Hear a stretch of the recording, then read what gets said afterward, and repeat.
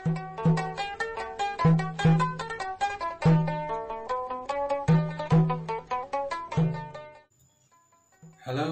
Assalamualaikum warahmatullahi wabarakatuh. Selamat pagi dan semangat pagi, sahabat semua.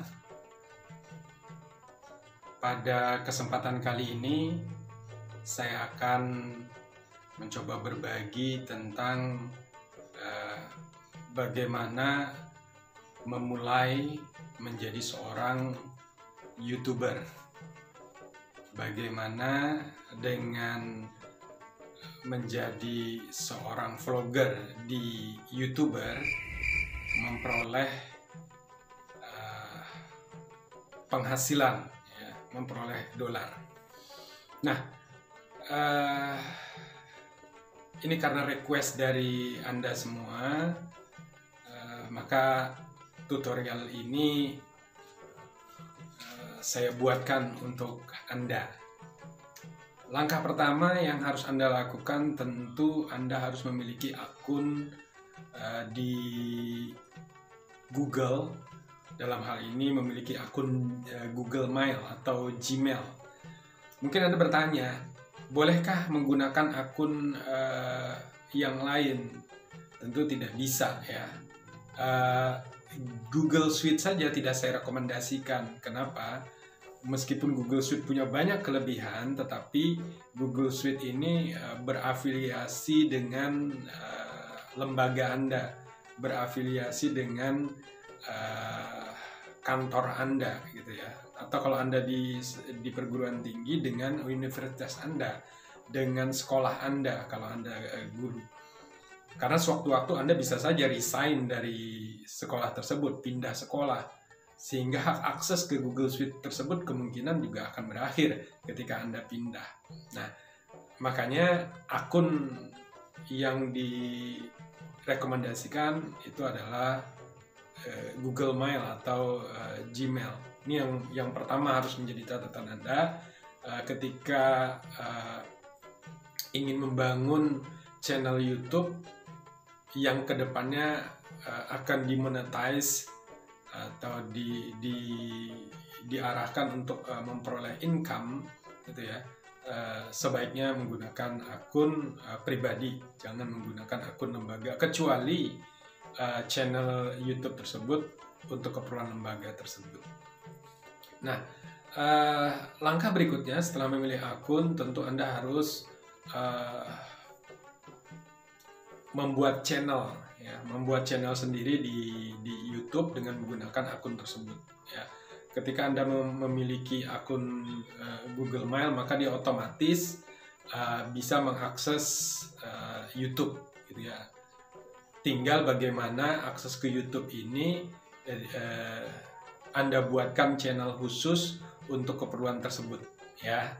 Jadi setelah Anda memiliki channel, langkah selanjutnya apa? Apakah bisa langsung menghasilkan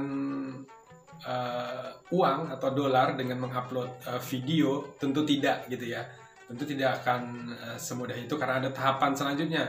Berbeda ketika Anda sudah memiliki akun YouTube ini, channel YouTube ini mungkin beberapa tahun yang lalu, atau mungkin setahun terakhir yang lalu, gitu ya.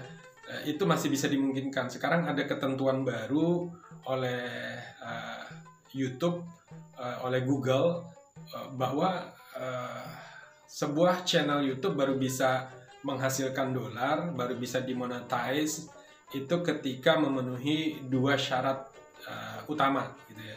Syarat yang pertama itu adalah terpenuhinya jumlah subscriber minimal. Jadi jumlah subscriber minimal itu adalah 1000 subscriber. Syarat yang kedua adalah public watch hour, ya, jumlah jam penayangannya. Nanti kita akan bahas khusus tentang dua hal ini.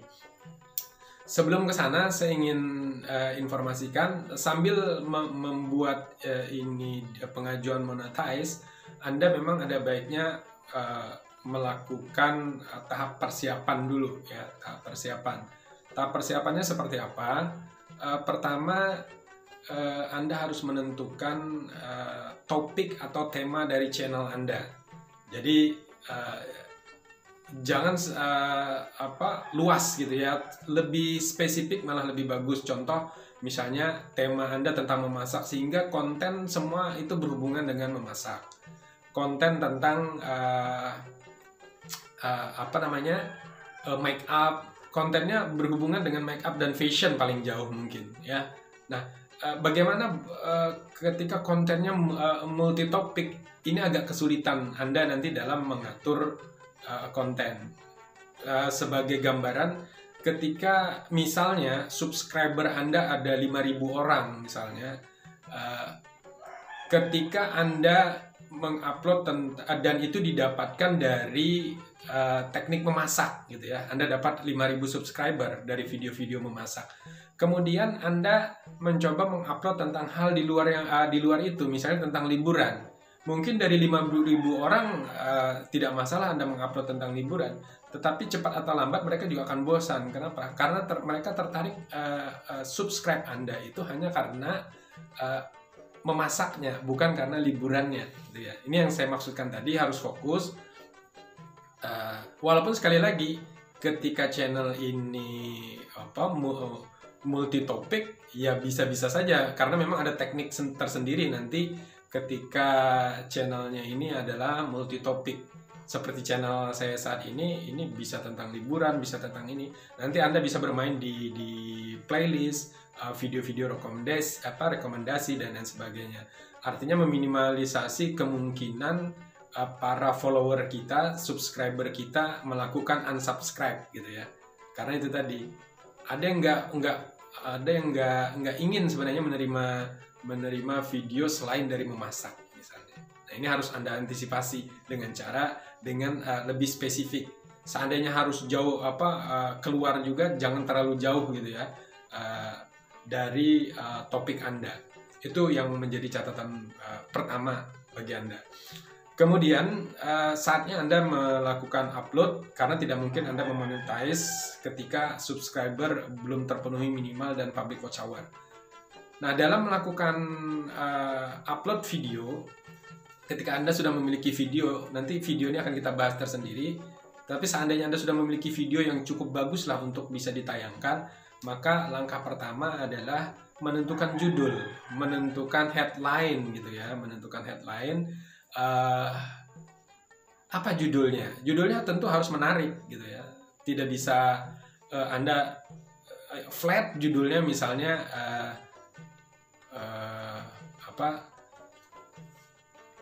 memasak telur ceplok misalnya gitu ya. Mungkin bisa saja Anda tambahkan telur ceplok dari surga misalnya, atau telur ceplok presiden misalnya. Artinya Anda harus membuat judul-judul yang membuat orang tertarik gitu ya.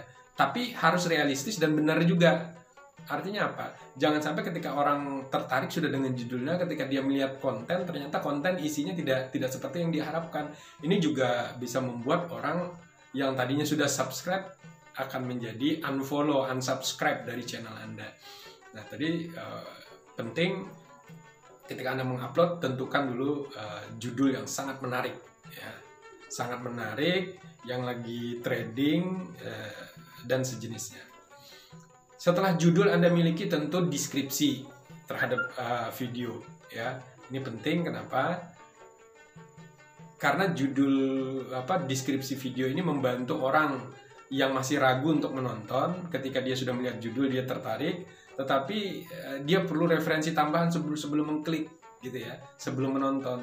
Nah, ini pentingnya deskripsi. Jadi di deskripsi dijelaskan secara singkat tentang isi video tersebut. Jangan dijelaskan secara detail gitu ya. Karena apa? Karena supaya mereka tertarik untuk menyimak lebih lanjut.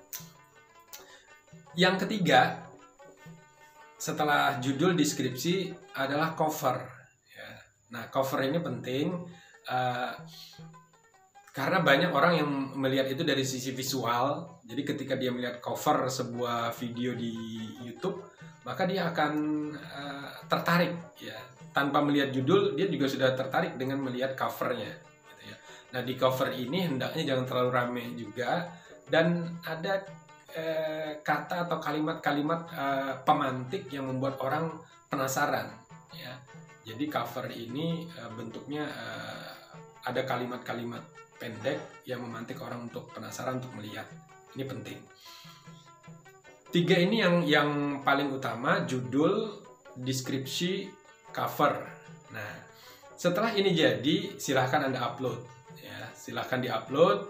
Nah, setelah selesai proses upload, baru kita masuk ke tahapan selanjutnya, yakni membenahi dari sisi back end istilahnya. Kalau tadi kan front end yang tampak terlihat langsung oleh orang, tampak terlihat langsung oleh mata pemirsa kita, yakni judul, deskripsi, dan cover.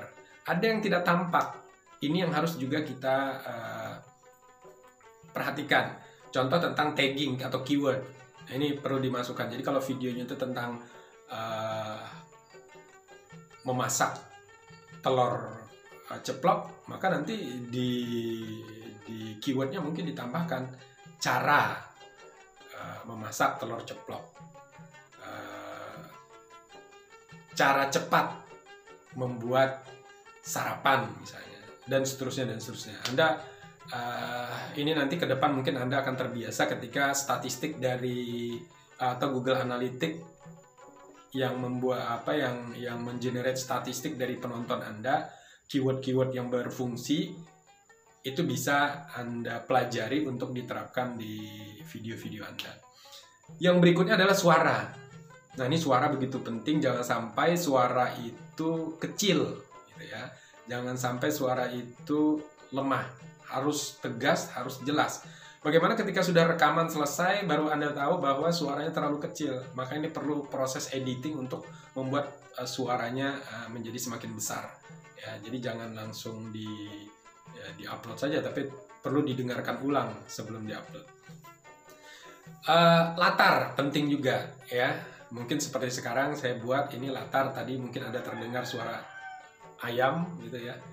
Ya, namanya juga tinggal di daerah pemukiman, suara apapun bisa saja.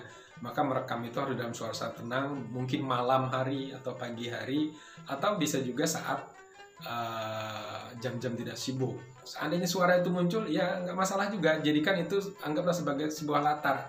Beri tambahan instrumen di belakang, ya. Instrumen-instrumen tentu yang tidak berbayar, instrumen-instrumen yang boleh tidak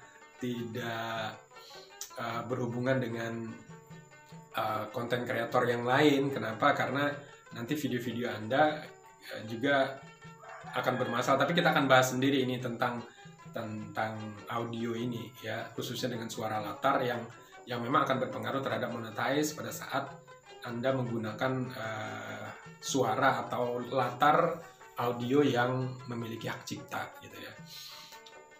Selanjutnya background, green screen. Ada baiknya ketika Anda, karena mungkin Anda akan terbatas sekali seandainya dilakukan di rumah, sekali-kali Anda ke alam, mungkin ke public area, sehingga latar dari Anda itu akan variatif, tidak itu saja kalau Anda membuat konten di rumah. Namun ada solusinya. Ketika Anda membuat konten ini di rumah, maka Anda bisa menggunakan green screen. Saat ini seperti yang sekarang saya lakukan, saya menggunakan green screen, gitu ya. Menggunakan green screen sehingga ketika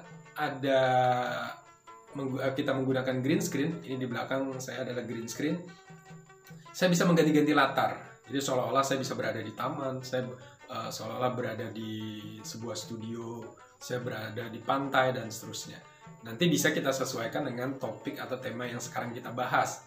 Jadi tema membahas tentang masakan seafood misalnya, kemudian latarnya adalah pantai, kan cocok ya, atau laut gitu. Nah, ini fungsinya green screen. Nanti teknik green screen silahkan cek di channel YouTube saya, ini sudah dibahas tentang teknik green screen. Kemudian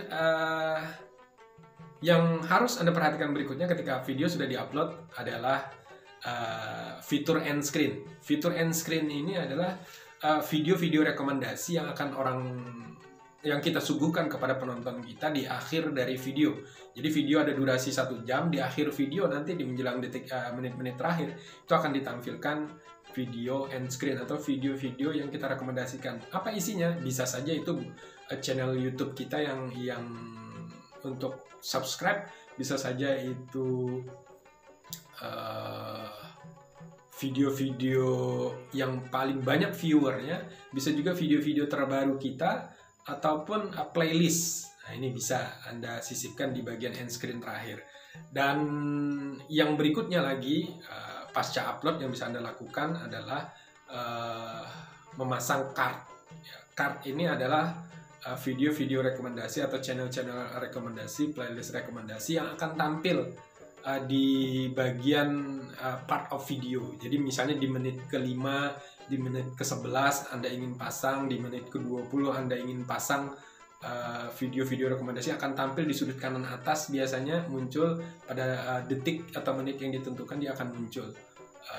Ini juga bisa menjadi cara untuk membuat para penonton Anda untuk tetap stay tune di channel Anda dengan video-video Anda yang lain. Nah, ini bisa Anda siasati seperti itu. Nah, itulah tadi, jadi tahapan dari awal proses pembuatan persiapan channel YouTube Anda, kemudian proses upload, kemudian pasca upload apa yang harus dilakukan. Nah, setelah ini berjalan beberapa kali Anda upload video, baru kita memikirkan yang namanya syarat monetize. Kita daftarkan monetize-nya. Setelah itu dia akan otomatis menunggu. Kita akan diberitahu nanti ketika memenuhi syarat. Tetapi perlu Anda lihat terus perkembangannya di bagian monetize-nya. Jadi tadi syaratnya adalah, pertama adalah 1000 subscriber. Banyakkah ini? Ya, banyak bagi kita yang baru memulai. Tetapi juga tidak dengan teknik-teknik tertentu Anda bisa mencapai 1000 subscriber ini. Caranya seperti apa? Contoh yang pertama adalah Anda memanfaatkan orang-orang yang menjual subscriber, gitu ya. Tetapi cara ini tidak saya rekomendasikan karena mesin Google sebenarnya tahu betul kapan orang itu menggunakan mesin pencari subscriber dengan membeli atau tidak. Itu akan ketahuan. Karena jika ketahuan pun akan di blacklist, gitu ya. Si subscriber itu akan di delete. Yang tadinya ada 1000, Anda membeli 1000 subscriber atau sampai 2000 atau 3000, bisa saja nanti berkurang sampai habis, gitu ya. Nah, meskipun sudah bertahan 2000 Anda dapat subscriber, ya, ada 2000 subscriber dari pola itu juga tidak akan bertahan lama, gitu ya. Tidak akan bertahan lama. Belum lagi nanti dari sisi validasi dari mesin Google dan review manual, nanti akan ketahuan kalau memang itu dibuat oleh mesin, maka monetize Anda tidak akan disetujui, bahkan mungkin channel itu akan di blacklist. Jadi harus hati-hati ketika menggunakan ini, dan sekali lagi tidak direkomendasikan. Ada yang berhasil? Mungkin ada, gitu ya. Jadi banyak yang mengeluarkan dana misalnya sampai jutaan rupiah, dia dapat sampai 10.000 subscriber karena kan targetnya cuma 1000. Kemudian nanti ketika dipotong dengan sistem akan mengecek, ngetrace, orang yang melakukan unsubscribe juga berkurang, mungkin 90% hilang, tinggal 10, jadi masih sekitar 1000. Ada juga dulu di tahap-tahap awal berhasil, tapi sekarang cara-cara seperti ini kurang begitu berhasil. Lalu caranya seperti apa? Ya, Anda harus membangun sendiri dengan mempromosikan channel Anda melalui grup-grup media sosial Anda, melalui Facebook, melalui WhatsApp, melalui Telegram, dan lain sebagainya. Atau Anda sekalian berpromosi dengan menggunakan iklan, ya, pengiklan di Facebook misalnya atau di YouTube. Jadi channel Anda rekomendasikan melalui pengiklan, gitu ya, diiklankan. Tapi ini tentu berbayar. Nah, cara lain apa? Anda berkolaborasi dengan teman-teman Anda yang sudah memiliki subscriber yang banyak. Jadi mereka nanti akan memasang channel Anda sebagai channel yang di-featurekan, yang direkomendasikan. Ya, ini akan lebih cepat sebenarnya yang pola semacam ini. Atau ketika Anda adalah seorang pemimpin, leader dimanapun, leader di komunitas, di sekolah, di perguruan tinggi, di pekerjaan, di kantor, tinggal minta saja teman-teman Anda, keluarga Anda untuk melakukan subscribe. 1000, saya pikir kalau Anda ingin menjadi orang yang besar, itu tidak terlalu banyak. Nah, bagaimana ketika sudah 1000 terlampaui? Apakah sudah langsung bisa monetize? Tentu tidak ya. Karena syarat kedua ini yang paling sulit sebenarnya, yakni public watch hour, jumlah jam tayang. Kita bisa memaksa orang untuk melakukan subscribe. Misalnya saya guru, saya minta siswa saya, guru teman-teman saya untuk melakukan subscribe. Itu bisa gitu ya. Mudah mungkin saya minta seperti itu. Sehingga cepat mungkin bisa sudah 2000, 3000, tetapi belum bisa dimonetize. Kenapa? Karena ada hubungannya dengan public watch hour. Public watch hour ini adalah jam tayang 4000 jam, nggak sedikit ya, 4000 jam penayangan. 4000 jam tayang ini sekitar 240.000 menit gitu ya. Nah, 240.000 menit ini tidak mudah. Dalam durasi video kita yang mungkin hanya 30 menit, yang kita buat, mungkin orang hanya menonton sekitar 5-10 menit itu karena mereka skip ya. Nonton sekian, ketemu intinya, udah mereka tutup, akhirnya selesai. Nah,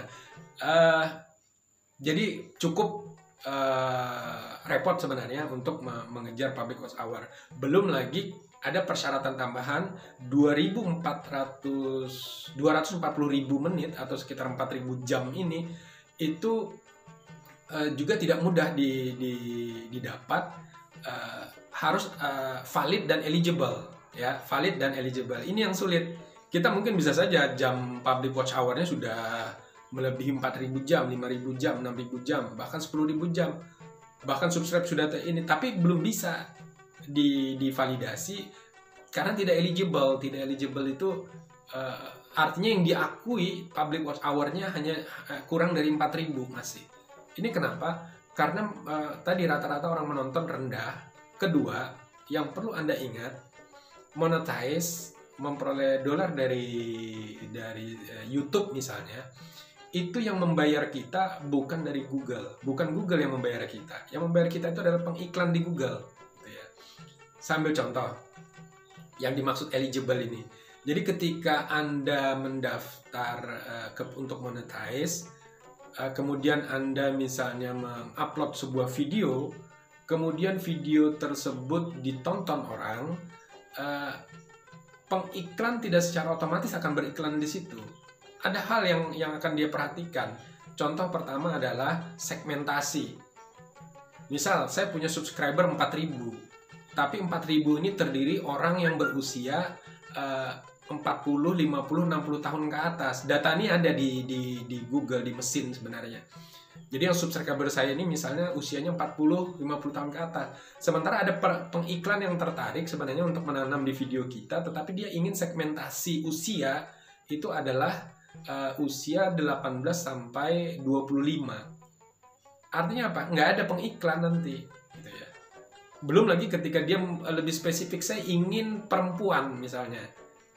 Ya makin sedikit lagi jumlah yang akan bisa diraih gitu ya sebagai persyaratan pengiklan tadi. Karena mungkin saja iklannya ini adalah iklan pembalut misalnya wanita. Ya tentu dia segmentasinya wanita, usia sekian sampai sekian. Nah, ini yang membuat sebuah video itu eligible atau enggak. Ya, ini penting untuk Anda pahami bahwa public watch hour ini tidak mudah. Nah, untuk mengejar public watch hour seperti apa? Dengan Anda memiliki 3.000, hitung-hitungan kasar ya, dengan Anda memiliki misalnya 3.000 subscriber sudah, kemudian public watch hour Anda bisa menggunakan model live streaming, misalnya live streaming dari YouTube. Dengan live streaming dari YouTube, Anda misalnya live streaming sebanyak 2 jam, kita berasumsi dari 2 jam tersebut orang menonton lengkap itu hanya 1 jam gitu ya, hanya 1 jam. Dengan 3.000 subscriber, kita asumsikan hanya 1/6 yang menonton, atau mungkin hanya sekitar 500 orang yang menonton penuh 2 jam itu. Artinya 500 kali 1 jam itu 500 jam gitu ya, kasarannya seperti itu. Nah tentu model-model live streaming seperti ini akan cepat sebenarnya mengejar public watch hour. Tapi sekali lagi, public watch hour tidak semudah itu juga. Ada proses validasi dan eligibilitas dari setiap video yang kita tayangkan. Apakah cukup eligible bagi para pengiklan video-video yang kita buat. Nah, ini perlu waktu sebenarnya untuk untuk ini. Jadi 2 syarat tadi, subscriber minimal 1.000 dan 4.000 ini sebenarnya tidak mudah, tapi juga tidak sulit dicapai. Misalnya dari YouTube channel Hyper misalnya, itu hanya memerlukan waktu sekitar 2 bulan ya, tidak sampai. Bahkan untuk mengejar public watch hour itu hanya 1 bulan tuh bisa terlampaui dengan menggunakan live streaming gitu ya, live streaming secara rutin, dan ini bisa cepat tercapai tentu dengan beberapa trik dan teknik tertentu. Saya pikir itu 2 hal untuk membuat monetize ya. Nah, sebagai catatan saya yang terakhir tentang monetize ini, hubungannya dengan live gitu ya, live streaming, bahwa ketika Anda melakukan live streaming dan Anda sudah berhasil monetize misalnya, Anda sudah berhasil monetize, kemudian Anda melakukan live streaming, yang perlu Anda perhatikan biasanya live streaming ini akan ada pemberitahuan iklan itu unsuitable, artinya tidak ada orang yang tertarik untuk beriklan di video kita. Ini wajar. Nah, biasanya kita harus melakukan review manual, gitu ya, minta review manual bahwa video kita ini bisa di-monetize. Kenapa? Karena memang kita bukan seorang public figure yang terkenal gitu ya. Itu harus Anda ingat. Ketika kita melakukan streaming, judul yang kita berikan, cover yang kita berikan, mungkin orang tertarik, tetapi pengiklan belum tentu tertarik. Itu masalahnya. Kenapa? Karena kita bukan public figure gitu ya. Jadi dengan judul dan itu mereka belum tentu yakin. Kenapa? Karena di akhir kegiatan, di sepanjang video kita live, bisa saja itu isinya biasa-biasa saja gitu ya. Beda ketika misalnya saya sebut saja Sule Channel, ketika Sule Channel mengadakan kegiatan, tentu akan berbeda. Orang belum nonton nanti apa sih yang terjadi selama live, orang masih akan mau menonton. Kenapa? Karena orang sudah bisa memastikan pasti akan lucu. Dan segmentasinya juga mulai dari usia anak-anak, remaja, dewasa, orang tua sekalipun akan menonton video-video dari Sule Channel mungkin. Beda dengan kita yang tadi segmentasinya jelas. Kenapa? Terlihat dari subscriber kita. Nah, subscriber kita ini kan mayoritas, misalnya Anda guru, kemungkinan besar itu ada lingkup di lingkungan guru. Misal, Anda adalah guru. Saya banyakkan saja jumlah guru di Indonesia itu ada 3 juta. Paling banyak Anda memiliki 3 juta subscriber.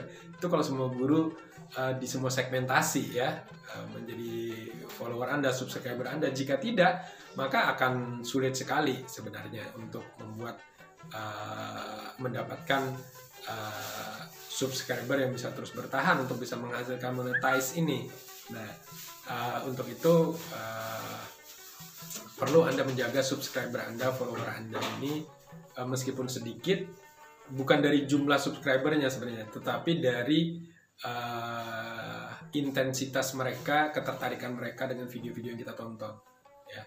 Menjaga sustainable video kita terus ada setiap hari, terus ada nampil. Ini penting juga. Jangan terlalu lama vakum. Ya paling kurang 2 hari sekali ada video-video baru yang Anda buat dengan tema-tema yang selalu menarik. Baik, sahabat semua, demikian sedikit tentang bagaimana menjadi seorang YouTuber dan bagaimana memonetize video-video Anda untuk tahap awal Anda sebagai YouTuber pemula. Di video berikutnya tentu kita akan membahas hal-hal menarik lainnya seperti yang sudah saya sampaikan tadi mengenai audio, copyright dan lain sebagainya. Saya pikir cukup sekian. Jangan lupa subscribe channel saya, bunyikan lonceng yang ada di bagian sudut kanan bawah. Hidupkan loncengnya biar Anda terus dapat informasi-informasi terbaru tentang video-video yang saya buat. Sekian, terima kasih. Sampai bertemu lagi. Wassalamualaikum warahmatullahi wabarakatuh.